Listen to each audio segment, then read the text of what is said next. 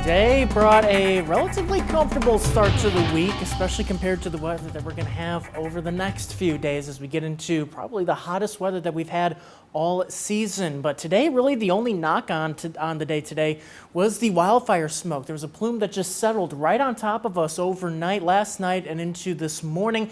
We've seen air quality coming back down, though it's still at the unhealthy for sensitive groups category right over Rockford at this point. Earlier today, though, it was bordering on the unhealthy for everybody range. So we are seeing some improvements, and that improvement will continue here through tonight as we see future tracks showing that a wildfire smoke plume filtering out and then also pushing off to the north. That's with the help of the heat dome that's coming in, though, so kind of some backhanded help here that we get the smoke out of here, but we're getting into the heat as we head further into the day tomorrow and especially by Wednesday. Right now at satellite and radar, though, we are dry across the board, just some thin cloud cover that's been kind of hanging overhead across much of areas west and south of Rockford here for the much of the day today.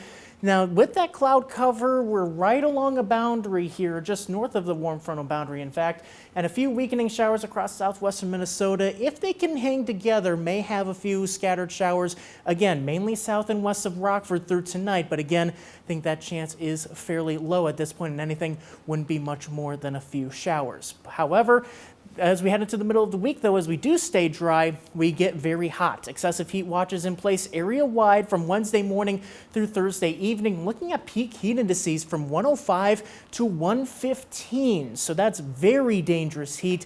That's when we really emphasize you want to limit your time outside and try to prioritize as much time in the air conditioning as you can, because tomorrow, already pretty hot and humid. We'll have heat indices in the mid-90s, but Wednesday, Thursday, that's when we have those heat indices in the 100s. We relatively cool off as we head after Thursday, but still those heat indices in the 90s. So the heat only relaxes after that heat wave comes through. So again, try to move any outside events inside if you can. And now is the time to just prep your home. Cover the windows, make sure you get the AC checked out.